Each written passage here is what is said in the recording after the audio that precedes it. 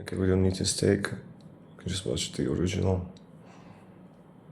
In the last 50 years, over $1.2 trillion of aid money has been poured into Africa, more than the entire GDP of countries like Spain, Australia, or South Korea. When all of this began, just 11% of Africa lived in poverty.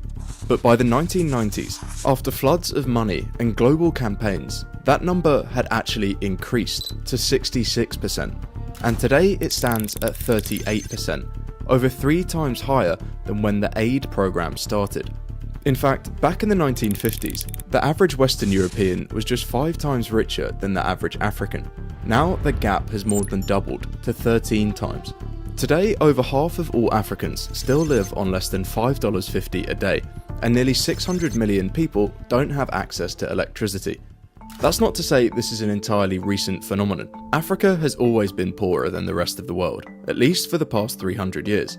But for decades, the West's answer to this has been simple.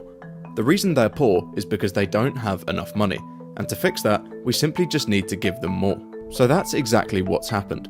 Since the 1960s, the amount of aid going into Africa has increased by nearly 120 times. It's easy to see why this is such a popular strategy. It's simple. When we think of aid, we imagine schools being built, roads being paved, children being vaccinated. By and large, this is the strategy that transformed Europe and America into the powerhouses they are today. But in Africa, it doesn't seem to work. The obvious answer that many people turn to is colonialism. Europe. Do you want to review this? It's a bit spicy. Are you okay with this one? I have something to say about this actually. Yeah? Yeah. Shall we watch it to the end and review? Then. We don't have to watch to the end. I already have things to say because we don't have to. Basically, it's talking about like Why Africa is. the West, the U.S. is giving them aid mostly, Uh-huh. and why that keeps Africa poor. And what do you think it is? Well, because aid can never lift someone out of poverty. Like you can never help someone become self-sustainable, independent just by handing out aid. Like it never works. It never works for a country. It never works for an individual. It usually wrecks the local industry as well, right? If you just if you give them like, I don't know, mosquito nets, all of them, and then the mosquito net manufacturing over there plummets because they don't have any buyers. Yeah, I mean, if you just give out anything for free to anybody, you're gonna ruin that person's life sooner or later. Like That's true. if Yeah. you do that on a large scale to a whole country, it's gonna be the same result. Like people, if they're simply getting something out of nothing, then they have developed this mentality that this perpetual victimhood allows them to get money and resources, and that's never a good place to be in. You can make them dependent and turn them into, should I say, just passive receivers. They always expect things for nothing, and it's learned helplessness, right? In America, there's always this, especially in the U.S. culture, and if you go to U.S., American universities on campus, you can often feel this strange vibe, this strange energy, I would call it, whenever Africa is mentioned. There's always this. People get tense up. No, there's always this kumbaya kind of vibe when people are talking about Africa and helping Africa and giving aid to Africa and doing philanthropies in Africa. Lots of like programs in Africa and so on and so forth. And then it seems like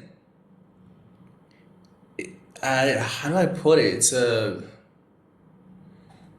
It's like an established, even like a career route, I might put it, like a professional philanthropical career route. That's kind of being established in the West, especially in the U.S. Like you see young students are into that to boost up their career, CV, and Do they do it as like extracurricular for in order to get places in the universities, or they do this once they're already in the university? It's true. once they're already in the university, usually they do this to get into maybe some grad programs or maybe some other jobs in the government or something, you know. And some people even do that as a career philanthropist. Not as a philanthropist, you know, like Just usually activism. philanthropists, you're talking about some mega rich people. That's a philanthropist. So somebody who works in there as a career, like somebody who works in philanthropy as a career. You know, I've been offered a Not NGOs. That's what I'm talking about. Yeah, that's like a professional. It's like a professional career for many people in the U.S. you know, I've been offered an opportunity to go to Africa with Doctors Without Borders. Yeah. Because I have a friend who's he's a German dude who works there, and he said, "You wanna go to Mali?" He said, Yeah. and I said, "No, thank you, I'm good." This is like an established. Nobody has ever termed this yet. You know, this industrial whatever military complex. This is like an industrial philanthropical complex in the West. Usually by white people. You know, these organizations mostly staffed by white people, and then they have all these NGO missions and programs in Africa, and But they must do some good, right? If they've been doing this for many years. I mean, by now they must know what sort of aid works and what sort of aid doesn't. Just they probably don't do direct money injections into their countries. They don't just hand out money. They're doing some good at the time of doing it. I'm not denying that. It is always a good thing to do something. It is always a good thing to help people, right? It's always a good thing to do something altruistic. If they're truly altruistic, it's always good. But the end result is you see Africa pretty much remaining the same if the West always approaches it from that angle. Nothing ever changes. You forever put them in the receiver position, and these people just come over and do these good work.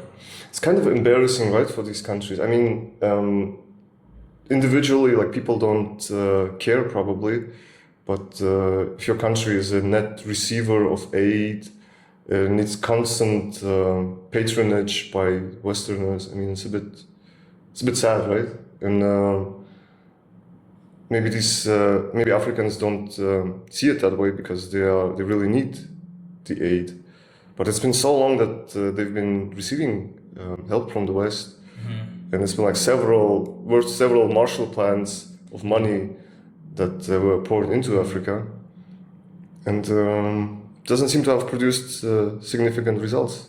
Some very savvy Africans have mastered the art of catering to the Western elite and pandering to their ego and pandering to their whatever strikes their ego, and become very good at getting aid from the West, and they themselves become founders of NGOs and local NGO organizations, and I've actually met a few, and they were superstars on campus. Those people, they really appeal to the young folks. They know how to play the system. Because you think about it, as an American university graduate, either they go into the corporate world. It's not a lot of option. Corporate America is one option.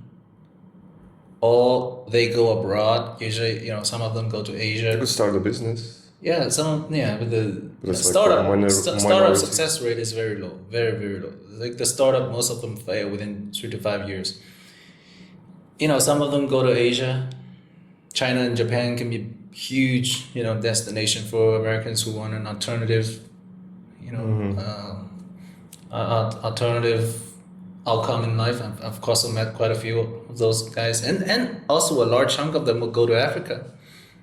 And if they choose to go to Africa, usually they go into this, what I term the military, the industrial philanthropical complex. And they go in there, I've also met a few. I've met a few Americans, and I also met a few Africans who are in that world, and they have their own They have their own social currency, so to speak. And I don't really think I don't know how much actual good is being Well, translated into. on one hand, I think the primary motivation for these for these people who actively participate in these NGOs and organizations, is primarily just to boost their CV. But the people who contribute, people who give, a lot of them do this out of goodwill, And it's karmically speaking, it's very good. Like karmically speaking, we should give. Like this, it's our duty to give to the needy. But what should I say? This videos, right, doesn't do them any good if they do this. These organizations, you don't know how much money actually arrives at the place where you give it to. Like these are third parties, intermediaries between you and usually you're enriching the local elites in Africa. You're enriching the local savvy people, not really benefiting the actual populace. And here there's actually another alternative. It's nothing new here. It's a Chinese model, So the Chinese they come to Africa. They just do business and build stuff, help build the infrastructure and do business with the locals, and they don't care anything about preaching about virtual signaling. They don't care any of those stuff. They just come in and do business. But the best way to help is to come and do business, to trade. It's the most effective way to lift them. I'm not saying that the Chinese model is perfect. Like there's also probably a lot of corruption in there too. Yeah, but at least the Chinese aren't actively enslaving them or anything. What is it? They aren't actively like enslaving them, But I don't know. As opposed to what the Westerners did to Africa. Employing, probably. Yeah. So, anyways, but if you look at the actual result, if you compare the result, like, most of the African modern infrastructure is built by the Chinese. Railroads, railways, trains, and electricity factories, and it's a win-win attitude, right? Renewable energy. All of this, mostly actual, tangible things are built by the Chinese. That's true. Yeah. So and the Chinese don't have this program at all. They don't have this philanthropical NGO organizations. They don't approach it from that angle at all. You see none of the Chinese university graduates who go to Africa to do aid. They just go there to do the business. What's the situation with generally charity in Chinese culture? Is that a big thing? It's hugely frowned upon. Nobody trusts that. But giving there's a very low social credibility when you're talking about charity. Like most people think it's bullshit. It's a scam because there's a lot of scandals. But what about giving actively directly to someone who's asking, for example? Someone who's on the street, I don't know. There's a very low social trust in there. There's also some like scandalous jokes being circled. Like you see someone who's begging as their day job and then driving home in a Ferrari. They come to a certain spot with their Ferrari. They park their Ferrari aside. They put on homeless clothes. They beg for a day. They even put a QR code there. The WeChat QR code, because we don't take cash. Chinese people don't take cash. Put a QR code there. It kind of detracts of the whole process, right? If you transfer money to someone, does it really count as charity? I mean, does it register in your karmic? It's a day job. Balance sheet? It's a day job. It's a day job. You perform 9 to 5, and you go home with your Ferrari. Well, I don't know how much truth to it. Maybe it's an exaggerated story, but I'm just saying there's a very low social credibility when it comes to it. And also, there's a lot of huge scandals surrounding charities in China. So most people have very, very little trust in them.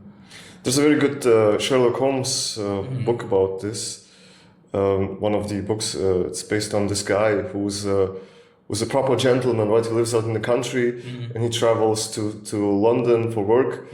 And one day he disappears, and eventually Sherlock Holmes finds him to be this beggar who they all suspected to be involved in the issue. But turns out he would just, because he's an educated man, he would read poetry and verses from the Bible or something while begging, and this would appeal to a lot of the gentlemen who were passing by, and they would give him money, and he would actually make as much as they did on average. So he would make a good salary, and you could afford this mansion in the countryside, and that was his day job. It's a really so this scam has been going on for a while. Yeah. Also, they've been investigating beggars in Uzbekistan, I think it was, and they were shocked that they make more than average. Yeah. On a monthly basis. Yeah. So this phenomenon is being observed everywhere, right? Like on an individual basis, you see a lot of professional beggars, so to speak. So on a country level, you can just extrapolate that and imagine how much of that is going on, how much of a scam is going on when people are perpetually put in the receiver position, like perpetually being victimized, and just receive money as aid from different nations.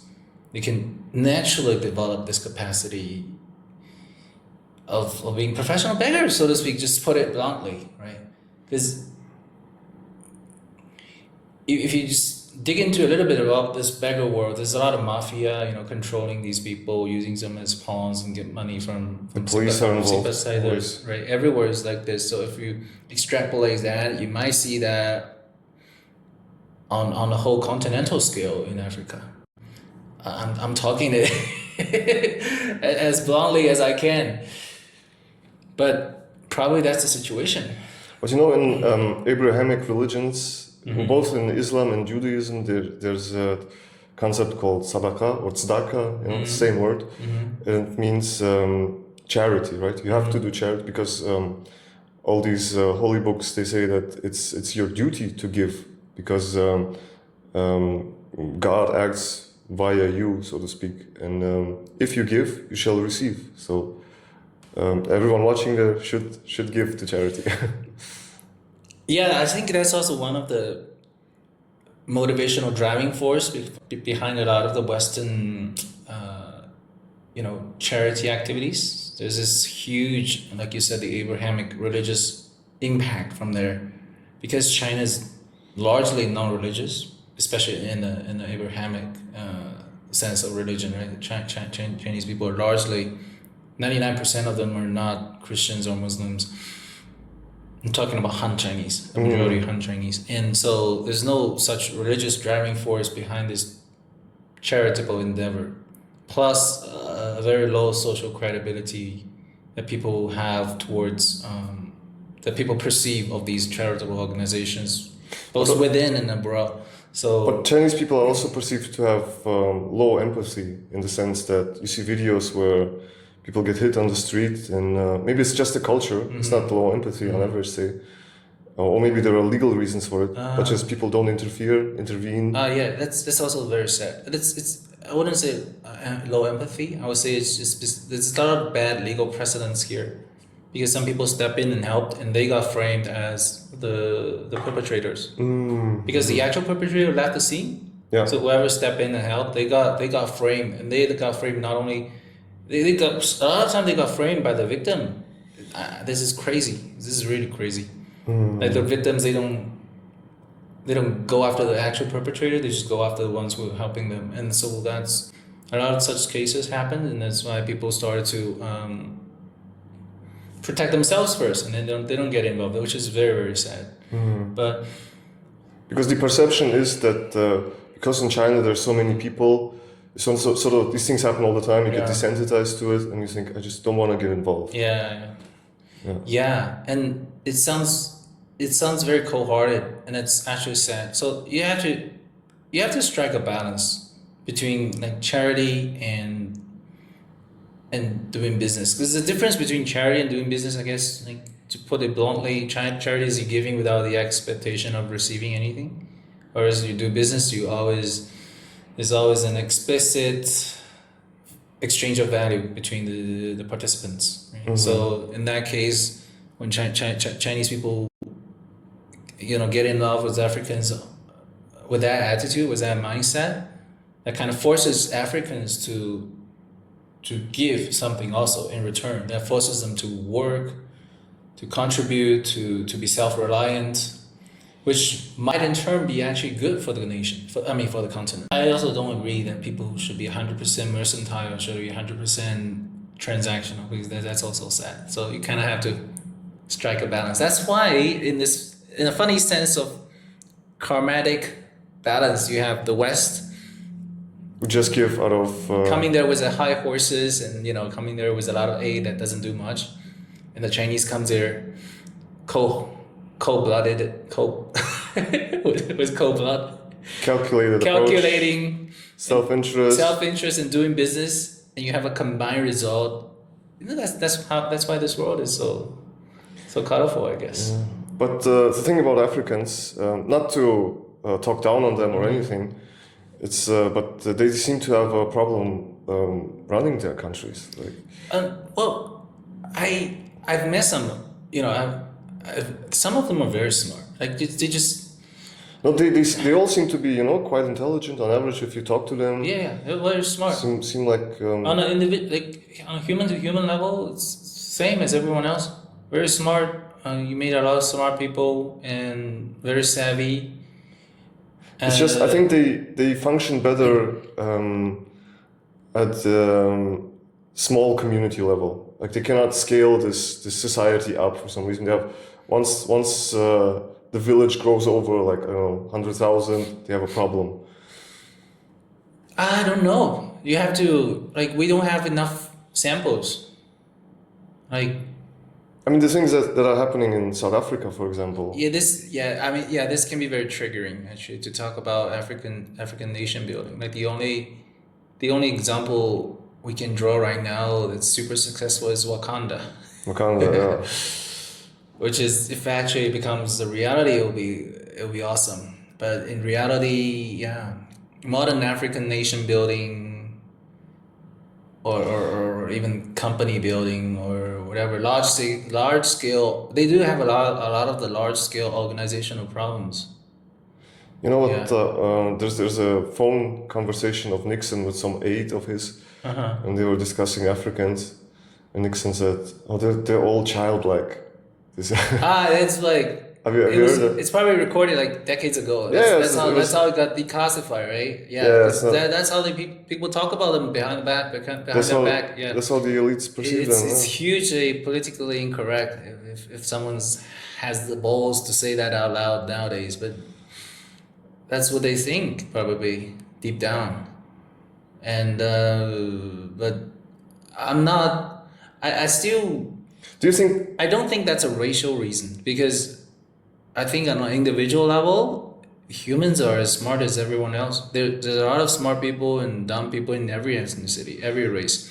Yeah, but somehow, I don't know if it's due to the culture or geography or just the external circumstances that corners people in a certain way. I think it's their climate. They've been born to paradise. Africa is like a paradise. It's always warm. Their grounds are very fertile, and they have all this wildlife, and they never had the need to prepare for winter, which is what drove Europeans and other races, quote unquote, to be more industrious. I mean, why would you become industrious if you live in a paradise? Whenever you need food, you just throw a spear into the bush. And then you get barbecue, or you could just. That could also explain. That could also explain. I think it's largely that.